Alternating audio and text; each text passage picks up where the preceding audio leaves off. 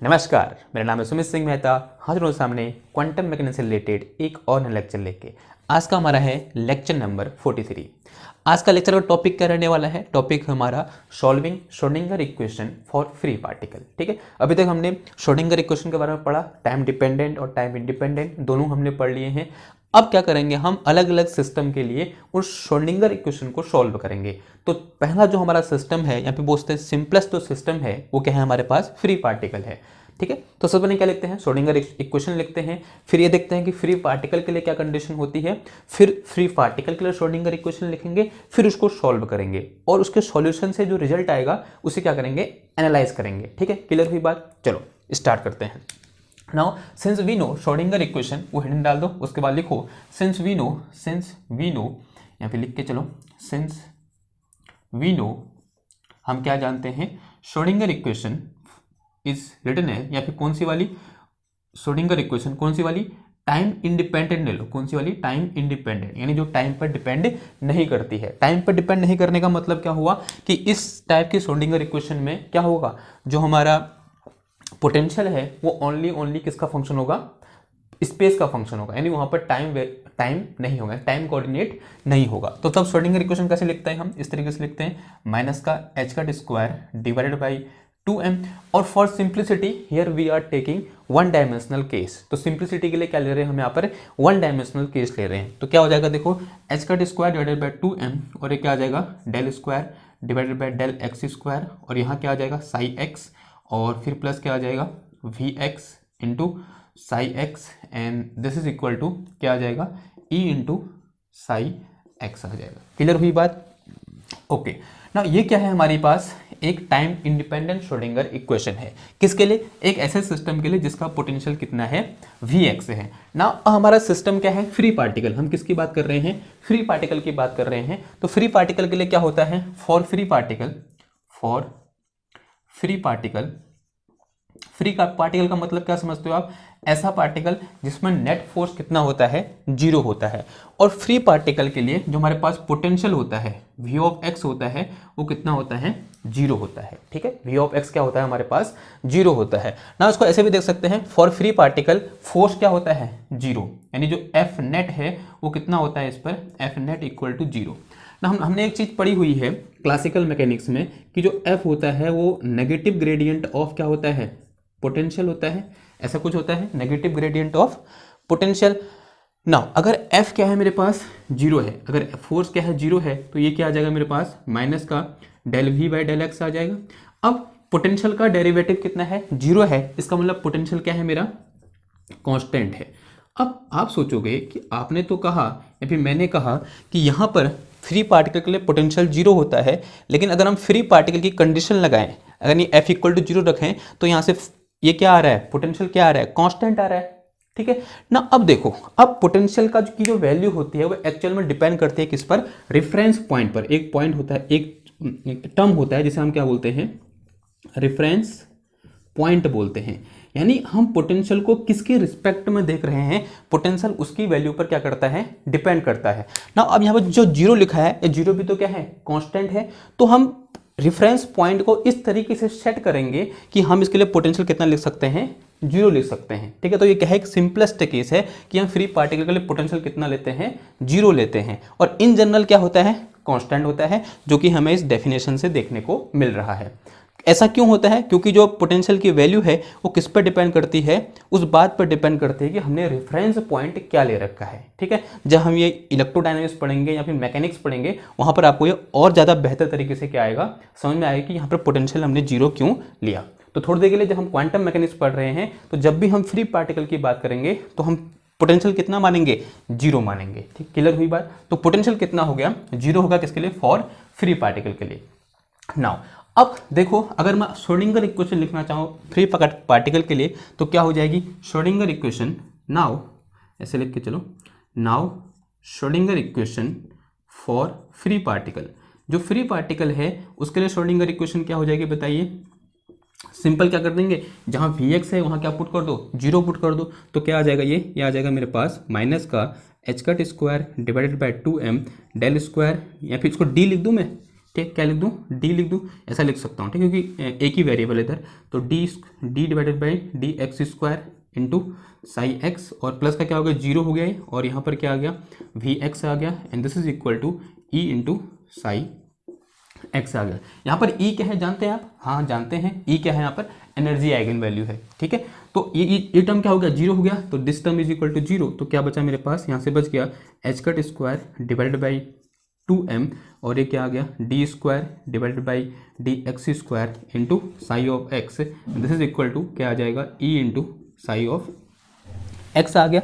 इतना क्लियर हुआ ना। अब देखो इस जो यहाँ पर ये टर्म है कांस्टेंट है, इसको इधर ले जाओ तो क्या हो जाएगा, देखो D square divided by D X square into psi of x is equal to twice of M E minus का, और डिवाइडेड बाई क्या हो जाएगा, ये एच का स्क्वायर हो जाएगा, और ये ई तो इसके साथ आ गया, और यहाँ क्या बच गया मेरे पास, साई ऑफ एक्स बच गया, ठीक है ना। अब इसे कुछ इक्वेशन दे दो, इससे हम इक्वेशन नंबर क्या बोल दो, 1 बोल दो, इक्वेशन 1 होगी। नाउ यहाँ पर कुछ अजम्पशन लेते हैं, तो लेट कर लो, लेट जो मेरे पास यहाँ पर कांस्टेंट है 2me डिवाइडेड बाई एच का स्क्वायर है, इसको मैं क्या अज्यूम कर लेता हूँ, दिस इज इक्वल टू के स्क्वायर, इसको क्या अज्यूम कर लो, के स्क्वायर के बराबर अज्यूम कर लो, ठीक है। तो यहाँ से के इक्वल टू क्या आ गया मेरे पास, यहाँ से के इक्वल टू आ गया under root of twice of M E divided by क्या आ गया, एच कट स्क्वायर आ गया ना। इसकी वैल्यू यहाँ से उठा के इधर पुट कर दो, तो क्या आ जाएगा मेरे पास, D square divided by D X square into psi of x is equal to minus का K square into psi of X आ गया।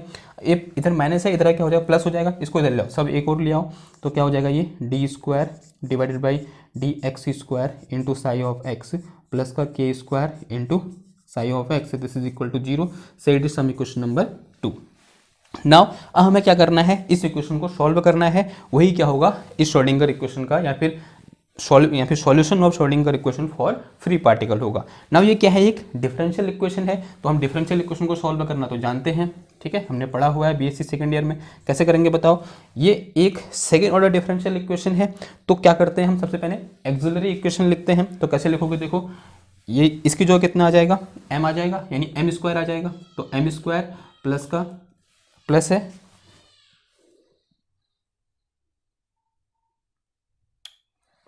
m स्क्वायर प्लस का क्या आ गया, ठीक सही लिख रहा हूँ मैं, ऐसे तो रूट क्या आ जा रहे हैं इसके, इमेजनरी आ जा रहे हैं ना। ओके चलो ठीक है, साइन के टर्म में आएगा उसको कॉस के टर्म में लिख सकते हैं हम। तो क्या आ जाएगा, देखो यहाँ से ये आ जाएगा मेरे पास क्या, K square and this is equal to zero हो जाएगा, ठीक है। इसका इधर ले जाओ तो क्या हो जाएगा, इधर से M square is equal to minus K square हो गया, तो एम इक्वल टू कितना आ गया, प्लस माइनस आयोटा के आ गया, क्या आ जाएगा, प्लस माइनस आयोटा के आ गया। यानी कैसे रूट्स आ रहे हैं एक्सिलरी इक्वेशन के, इमेजनरी रूट आ रहे हैं। और हमने पढ़ा था when roots are imaginary then the solution of differential equation is written as y is equal to E की पावर, अगर इफ रूट आर दिस, अगर रूट क्या है मेरे पास alpha plus minus iota beta है, तब जो हमारे पास सॉल्यूशन होता था क्या होता था, y is equal to E की पावर अल्फा एक्स इंटू यहाँ क्या होता है a cos beta x plus का a या b साइन बीटा एक्स, ऐसा कुछ सॉल्यूशन होता था, पढ़ा है आपने बीएससी सेकेंड ईयर में पढ़ा होगा, ठीक है। तो अब अगर मैं अपने वाले रूट की बात करूं तो यहाँ पर अल्फा की वैल्यू कितनी है, जीरो है, इससे कंपेयर कराओ तो अल्फा कितना है, जीरो है, और बीटा की जो क्या है, के है। तो देखो सॉल्यूशन क्या हो जाएगा, सॉल्यूशन हो जाएगा मेरे पास यहाँ से क्या, साई एक्स आ जाएगा यहाँ पर, तो psi of x is equal to क्या हो जाएगा, e की पावर जीरो कितना हो जाएगा, 1 हो जाएगा, और ये क्या आ गया मेरे पास a कॉस ऑफ के एक्स प्लस का b इंटू साइन ऑफ क्या आ गया, के एक्स आ गया। नाउ अब मैं यहाँ पर इसलिए सोच रहा हूँ क्योंकि जो बुक में मेरा आंसर है वो ई के टर्म में है, एक्सपोनेंशियल के टर्म में है, यानी आयोटा के एक्स कुछ ऐसे दे रखा है, तो कोई दिक्कत नहीं है, इसको हम चेंज कर सकते हैं आयोटा के केस में, यानी इस एक्सपोनेंशियल के केस में, हाँ जी कर सकते हैं। देखो कैसे कर सकते हैं, सिंस वी नो कॉस के एक्स इज इक्वल टू क्या होता है, ई की पावर या फिर कॉस एक्स लिखो पहले, cos X is equal to होता है क्या, ई की पावर आयोटा एक्स प्लस का ई की power minus iota x divided by 2 होता है, और साइन एक्स इक्वल टू क्या होता है, ई की पावर आयोटा एक्स माइनस का ई की पावर माइनस का आयोटा एक्स डिवाइडेड बाई कितना हो जाता है, 2y होता है। ये पढ़ा है हमने। तो एक काम करो, इन दोनों को उठाकर यहाँ पर रखो, तो यहाँ से मेरे पास psi of x is equal to कितना आ गया, a, इसका जो कितना आ जाएगा, ई की पावर आयोटा के एक्स आएगा, फिर क्या आ जाएगा यहाँ पर प्लस का e की पावर माइनस का iota k x divided by क्या हो जाएगा 2 हो जाएगा, और फिर क्या आएगा यहाँ पर प्लस और ब्रैकेट के अंदर क्या हो जाएगा e की power iota k x and minus e की पावर माइनस का iota k x divided by कितना आ गया 2 इंटू आई आ गया, दिस ब्रैकेट क्लोज। ठीक है, नाउ अब क्या करो अंदर भेजो इसको, psi of x is equal to ये क्या आ गया a बाई 2 e की power iota k x plus ये क्या हो गया a बाई 2 e की पावर माइनस का आयोटा के ऑफ एक्स हो गया, फिर क्या आएगा देखो यहाँ से प्लस का b divided by twice of i e की पावर आयोटा के एक्स ऐसा हुआ, फिर क्या आ जाएगा माइनस का b divided by 2i e की पावर माइनस का आयोटा के एक्स। ठीक है, माइनस आयोटा वाले एक जगह प्लस आयोटा वाले एक जगह ले जाओ, देखो ये और ये एक साथ आ गए तो क्या आएगा देखो यहाँ से मेरे पास a बाई 2 और बीच में क्या आ गया plus b divided by 2i और this is e to the power क्या हो जाएगा आयोटा के एक्स हो जाएगा, और फिर बीच में क्या आया प्लस, फिर इन दोनों को ले लो इसको और इसको, क्या आ गया यहाँ से a बाई 2 माइनस का b डिवाइडेड बाई 2i और e की पावर क्या हो गया माइनस का आयोटा के एक्स। तो ये टर्म भी कांस्टेंट है, ये टर्म भी कांस्टेंट है, इनको मैं नया कांस्टेंट ले लूँ, कुछ ऐसे ले लो c और d ले लो, तो psi of x equal to कितना आ गया, इस कांस्टेंट को c बोल दिया मैंने, तो c e की power iota k x and plus इसे क्या बोल दिया मैंने c a और ये क्या हो गया d हो गया, और d e की power iota minus iota k x हो गया। ठीक है, तो ये क्या निकल गया मेरे पास solution of differential equation for free particle निकल गया। ठीक है, एक्चुअल में ये जो मेरे पास दो टर्म आए हैं ये क्या है, ये जो मेरे पास सॉल्यूशन है वो क्या है, इसका और इसका लीनियर कॉम्बिनेशन है। तो यहाँ पर मैं देख सकता हूँ दिस साई ऑफ एक्स, ऐसे लिख सकता हूँ Sai of x is linear combination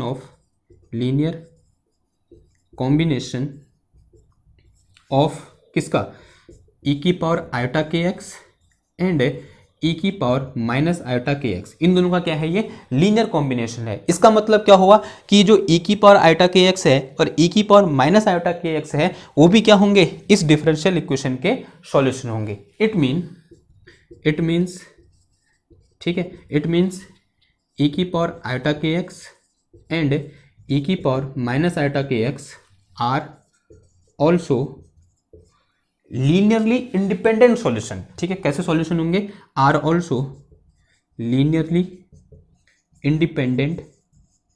independent solution of differential equation of ideal for free particle. ठीक है, अब ये जो लाइन लिखी है कुछ लोगों के पल्ले नहीं पड़ी होगी, जो सीधे इसको देखने आए हैं उनके पल्ले नहीं पड़ी होगी, लेकिन जो फर्स्ट से सीरीज देख रहे हैं उनके पल्ले पड़ चुकी होगी। जब हमने वेव फंक्शन लिखा था तो हमने वहाँ पर लिखा था कि अगर हमारे पास क्या है दो इंडिपेंडेंट सॉल्यूशन है तब उनका लीनियर कॉम्बिनेशन भी क्या होगा इस श्रोडिंगर इक्वेशन का सॉल्यूशन होगा। ठीक है, जब हमने श्रोडिंगर इक्वेशन पढ़ी थी वहाँ पर हम ये बातें डिस्कस कर चुके हैं। तो इसका मतलब अगर इन दोनों का लीनियर कॉम्बिनेशन सॉल्यूशन है किसका इस डिफरेंशियल इक्वेशन का, या बोल सकते हैं श्रोडिंगर इक्वेशन का, तो इसका मतलब ये दोनों इंडिविजुअली भी क्या होंगे इस डिफरेंशियल इक्वेशन या फिर श्रोडिंगर इक्वेशन के सॉल्यूशन होंगे। इतनी बात क्लियर हुई ना। अब देखो, अब ये जो चीज है ये क्या है वेव फंक्शन है किसके लिए फ्री पार्टिकल के लिए, तो इसने उन कंडीशन को फॉलो करना चाहिए जो क्या होती हैं किसी वेव फंक्शन के एक्सेप्टेबल होने के लिए जरूरी होती हैं। उनमें से एक कंडीशन क्या है कि Sai x must be bounded, जो साई एक्स होना चाहिए क्या होना चाहिए बाउंडेड होना चाहिए। ठीक है, उनमें से एक कंडीशन क्या है साई एक्स, जो ये साई एक्स आया मेरा यहाँ पर ये क्या होना चाहिए बाउंडेड होना चाहिए। देखो बाउंडेड होने का क्या मतलब होता है कि when x tends to plus minus infinity then psi must be tends to 0। तो ऐसा होना चाहिए कि जो इसको कुछ इक्वेशन बोल दूँ 1 2 हो गया तो 3 बोल दूँ। देखो इक्वेशन 3 क्या है मेरे पास, psi of x equal to क्या है, इसे मिटा दो, psi of x equal to आया मेरे पास सी ई की power iota k x plus का डी ई की power minus iota k x, ये क्या है मेरे पास साई ऑफ एक्स आया। ठीक है, एंड फ्रॉम बाउंड्री कंडीशन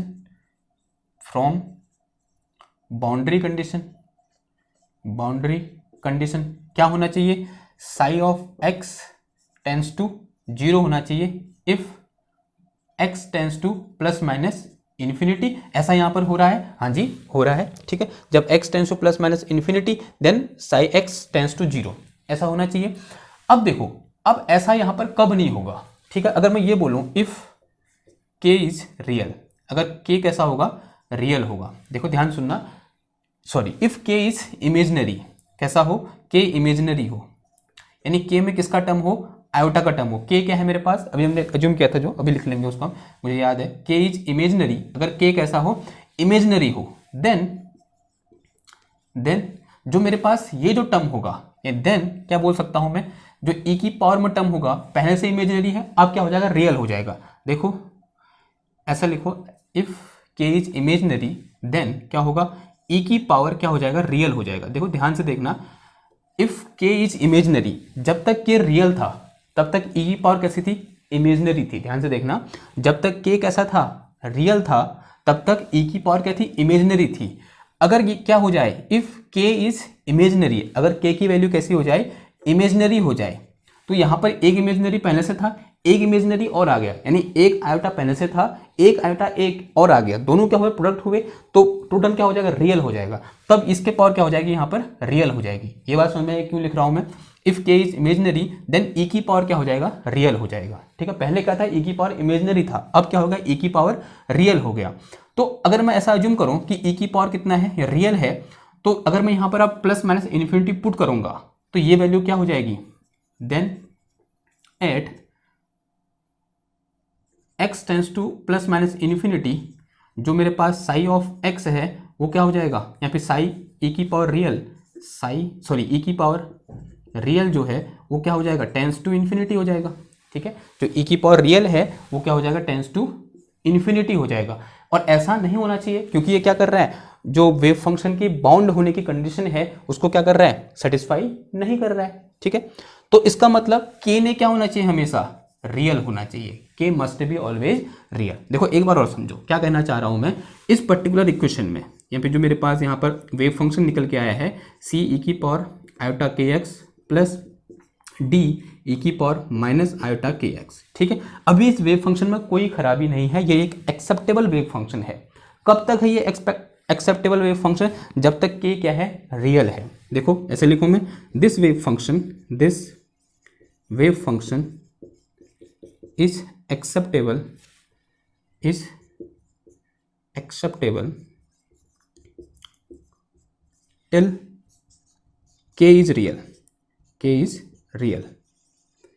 तब तक एक्सेप्टेबल है जब तक k क्या है, रियल है, ठीक है। क्लियर हुई बात। इफ अगर मैं ऐसा बोलूं, इफ k इज इमेजनरी, अगर k की वैल्यू कैसी आ जाए, इमेजनरी आ जाए, जो k है यहाँ पर वो कैसा हो, इमेजनरी हो, तो इसका मतलब क्या होगा, अगर k के इमेजनरी होते ही यहाँ पर क्या हो जाएगा, ये इमेजनरी पार्ट हट जाएगा ना, इधर से ये इमेजनरी पार्ट यहाँ से हट जाएगा, क्योंकि e की पावर में क्या था, पहले से इमेजनरी है, एक इमेजनरी और आ गया k वाला, तो इमेजनरी इंटू इमेजनरी क्या होता है, रियल हो जाता है, बिकॉज i इंटू आई क्या होता है, -1, और -1 क्या है, रियल है, तो यहाँ पर रियल आ जाएगा, रियल नंबर आ जाएगा, यानी x के मल्टीप्लाई में क्या हो जाएगा, रियल नंबर हो जाएगा। तो if k is imaginary then क्या होगा, then at x tends to infinity, then x tends to infinity, psi x tends to infinity, psi x क्या हो जाएगा, इन्फिनिटी की ओर टेंस करेगा, क्योंकि यहां पर क्या होगा, e की पावर कुछ मल्टीप्लाई में, अगर थोड़ी देर जूम कर लो, देखो ऐसा बोल रहा हूं मैं, जो k है, लेट ऐसा अच्छा समझ में आएगा, let k is equal to क्या है मेरे पास, 2i है, let k is equal to 2i है, रखो यहाँ पर k की वैल्यू 2 है, क्योंकि इमेजनरी है तो इसकी वैल्यू 2i पुट करो, तो psi of x is equal to क्या हो जाएगा, देखो c e की पावर 2i, और i और i मल्टीप्लाई होता है, क्या हो जाएगा, -i, तो क्या हो जाएगा, ये माइनस का 2kx हो जाएगा, प्लस d e की पावर, और ये क्या हो जाएगा, -i into I, -1 minus plus हो जाएगा, तो प्लस का कितना आ जाएगा, ये 2kx हो जाएगा ना। अब यहाँ पर अगर मैं ये पुट करूँ psi of x at x equal to infinity पर, तो ये तो क्या हो जाएगा 0, और ये क्या हो जाएगा इन्फिनिटी, तो ये क्या आ जाएगी इन्फिनिटी, जो कि एक्सेप्टेबल नहीं है, ये एक्सेप्टेबल वेव फंक्शन की कंडीशन को फॉलो नहीं कर रहा है, ये इसने कितना होना चाहिए था, 0 होना चाहिए था। तो इसका मतलब दिस थिंग जो हमने यहाँ पर लेट कर रखा है, ऐसा कभी नहीं हो सकता। तो दिस सो दैट कि k इज ऑलवेज रियल, जो k होगा हमेशा क्या होगा, रियल होगा, जो k है वो क्या होना चाहिए, ऑलवेज रियल होना चाहिए, ऑलवेज रियल होना चाहिए। अभी हमने k इक्वल टू कुछ पढ़ा था, k इक्वल टू क्या होता है, under root of twice of me divided by h cut square होता है। तो इसका मतलब अगर के रियल है, इसका मतलब ये चीज भी क्या होगी, रियल होगी। और ये रियल कब होगी, जब ई की वैल्यू क्या होगी, ग्रेटर देन जीरो होगी या फिर जीरो से बड़ी होगी। अगर ये नेगेटिव आएगा तो के इमेजनरी आ जाएगा क्योंकि ये रूट में है। अगर ये इमेजनरी आएगा तो फिर ये कंडीशन फॉलो नहीं होगी। तो के रियल होने के लिए यहाँ ई ने कैसा होना चाहिए, पॉजिटिव होना चाहिए, जीरो होना चाहिए। के ऑलवेज रियल, देन जो ई होना चाहिए वो क्या होना चाहिए, greater than equal to zero होना चाहिए। ठीक है, यानी जो फ्री पार्टिकल होता है उसकी एनर्जी आइगन वैल्यू जो होती है या तो जीरो होती है या फिर जीरो से बड़ी होती है, नेगेटिव नहीं होती है। इतनी बात क्लियर आई इधर से, ओके ठीक हो गया ना। अब देखो, अब आगे बढ़े ना। अब देखो यहां पर हमारे पास क्या थे, ये दो वेव फंक्शन जो थे, एक ये था और ये क्या था, दोनों लीनियरली इंडिपेंडेंट वेव फंक्शन है, दोनों लीनियरली इंडिपेंडेंट वेव फंक्शन है। और इसका जो लीनियर कॉम्बिनेशन होगा वो भी क्या होगा, उस फ्री पार्टिकल का वेव फंक्शन होगा ना। अब देखो एक यहां पर बात करते हैं किसकी, मोमेंटम वेव फंक्शन की। तो हिंट डालो तो ये समझ में आ गया ना। तो इस तरीके से सॉल्यूशन आ जाएगा इसका। और इस तरीके से क्या आ गई, इसकी एनर्जी आइगन वैल्यू आ गई किसकी, फ्री पार्टिकल की। जो एनर्जी आइगन वैल्यू होगी वह तो जीरो होगी या फिर जीरो से बड़ी होगी। नेक्स्ट हेडिंग डालो,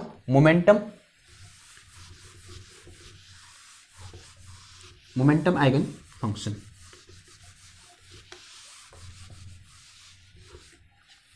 देखो किस पार्टिकल के, इस फ्री पार्टिकल के लिए, यानी मोमेंटम क्या होगा इस फ्री पार्टिकल का। ठीक है, ये देखना चाह रहे हैं, मोमेंटम आइगन फंक्शन। ठीक है, ओके ना। ये जो फंक्शन है, ये वाले, ये जो फंक्शन है, एनर्जी आइगन फंक्शन नहीं बोल सकते हम इसको। ठीक है, ये दो जो फंक्शन है, क्योंकि इनके करस्पॉन्डिंग क्या निकल रही है, यहाँ पर एनर्जी निकल के आ रही है ये। ठीक है, जब आप इसमें लगाओगे ना, उसमें श्रोडिंगर इक्वेशन में इनको रखोगे तो क्या निकल के आएगी, एनर्जी निकल के, तभी हमने इसको क्या बोला, एनर्जी आइगन फंक्शन बोला। ठीक ना। अब देखो, अब इन दोनों को हम मोमेंटम आइगन फंक्शन भी बोल सकते हैं। देखो मैं पहले ऐसा बोल देता हूं कि इन दोनों को मोमेंटम आइगन फंक्शन बोल सकते हैं, फिर उसको क्या कर देंगे, प्रूफ कर देंगे। तो यहाँ पर लिखो e to the power iota k x and e to the power minus iota k x are momentum eigen function, are also momentum eigen function, momentum eigen function, eigen function. Question आपके दिमाग में, क्यों भैया ऐसे कैसे बोल दे रहे हो। देखो since we know momentum operator क्या होता है, सिंस मोमेंटम ऑपरेटर क्या होता है वन डायमेंशन में, iota h cut del over del x, iota h cut del over del x होता है। क्या होता है momentum operator, iota h cut del over del x. तो इसको इसमें ऑपरेट कराओ। अगर इसने इस फंक्शन को चेंज कर दिया तब तो इसका ये आइगन फंक्शन नहीं है, अगर चेंज नहीं किया तब इसका ये आइगन फंक्शन है। देखो कराओ ऑपरेट, पहले वाले में कराओ, क्या हो जाएगा। देखो अगर मैं इस पी ऑपरेटर को ऑपरेट कराऊँ किस पर, ई की पावर आइटा के एक्स पर, तो मुझे क्या मिलेगा। देखो ये तो ऑपरेटर पी की जो करो, क्या आइटा एच कट और डेल ओवर डेल एक्स और ई की पावर आइटा के एक्स। तो दिस इज इक्वल टू क्या आ जाएगा यहाँ पर, आइटा एच कट, इसका इंटीग्रेशन क्या हो जाएगा, खुद ही हो जाएगा। फिर ये ऊपर वाला करेंगे तो क्या आ जाएगा, ये आइटा के आ जाएगा और ये क्या हो जाएगा, ई की power iota h cut, sorry iota k x, iota k x. इसको सॉल्व करो, ये क्या हो जाएगा, माइनस हो जाएगा ये, तो माइनस का क्या आ गया, एच कट के आ गया और दिस इज ई की पावर आइटा के एक्स। ठीक है, इस तरीके से ना। देखो इसने इसको चेंज किया, फंक्शन को नहीं चेंज किया, क्या किया, सिर्फ एक कांस्टेंट, किसी एक कांस्टेंट से क्या कर दिया, मल्टीप्लाई कर दिया। और वो कांस्टेंट क्या है, माइनस का एच कट के है। और जो माइनस का एच कट के है वो क्या है, इस आइगन फंक्शन के करस्पॉन्डिंग मोमेंटम आइगन वैल्यू है, क्योंकि क्या लगा रखा है, मोमेंटम ऑपरेटर लगा रखा है। तो this thing is momentum eigen value. ये क्या है, momentum eigen value, eigen value corresponding to यहाँ पर करस्पॉन्डिंग पूरा लिखना, करस्पॉन्डिंग टू किसके, करस्पॉन्डिंग इस वेव फंक्शन यानी आइटा के एक्स। ठीक है, इसके करस्पॉन्डिंग ये क्या है, मेरे पास मोमेंटम है एच कट की। ओके, अब देखो, अब किसके करस्पॉन्डिंग देख लो, इससे करस्पॉन्डिंग क्या हो जाएगा। देखो P इज इक्वल टू क्या आ जाएगा, ई की पावर माइनस का iota k x is equal to, value put करो, क्या आ जाएगा, ये iota h cut del over del x e की पावर माइनस का iota k x and this is equal to, अब फिर अगेन इसका डिफ्रेंशिएशन करो तो ये क्या आ जाएगा। देखो आइटा एच कट और ये माइनस का आई के ऊपर वाले का और ई की पावर एक्स का, तो ई की पावर एक्स ही होता है, तो माइनस का आइटा के एक्स, ऐसा कुछ आया। इसको सॉल्व करो तो आई इंटू आई स्क्वायर माइनस वन, फिर माइनस माइनस प्लस हो गया और एक क्या आ गया एच कट के आ गया E Q power iota k x. तो इस आइगन फंक्शन के करस्पॉन्डिंग ये भी क्या है, आइगन फंक्शन है किसका, सॉरी ये क्या आएगा माइनस आएगा, ये भी क्या है आइगन फंक्शन है किसका, मोमेंटम ऑपरेटर का या फिर मोमेंटम का। क्यों, क्योंकि ये इस आइगन फंक्शन पर क्या हुआ, इस फंक्शन पर ऑपरेट हुआ और वही फंक्शन आ गया ऑपरेट होने के बाद, यानी उसमें चेंज नहीं किया, सिर्फ एक कांस्टेंट से मल्टीप्लाई किया। और इसका मतलब क्या हुआ कि जो ई की power minus iota k x है वो भी क्या है, मोमेंटम ऑपरेटर का है, मोमेंटम का क्या है, आइगन फंक्शन है। और आइगन वैल्यू क्या हुई, ये होगी, दिस इज आइगन वैल्यू, किसके करस्पॉन्डिंग, इसके करस्पॉन्डिंग, यानी इस वेव फंक्शन के करस्पॉन्डिंग ये क्या होगी मेरे पास यहाँ पर आइगन वैल्यू होगी। इतनी बात क्लियर हुई। अब देखो ये क्या निकला, एच कट है, अगर आप इसका डायमेंशन निकालोगे ना एच कट के का, तो आपको क्या निकल के आएगा, मोमेंटम, हाँ मोमेंटम की डायमेंशन निकल के आएगी, ठीक। हाँ देखो इसको आप ऐसे भी सोच सकते हो, कैसे, देखो इसे मिटाऊं, ये मोमेंटम की ये वैल्यू आप वैसे भी निकाल सकते हो, एक बार ट्राई करते हैं। देखो हाँ देखो देखो होता क्या है क्वांटम मैकेनिक्स में, अगर मेरे पास कोई एक फ्री इलेक्ट्रॉन है उसके साथ क्या होगी, वेव एसोसिएटेड होगी, उस वेव की कुछ वेवलेंथ होगी लैम्डा, ठीक है। और जो लैम्डा होता है वो क्या होता है, लैम्डा इज इक्वल टू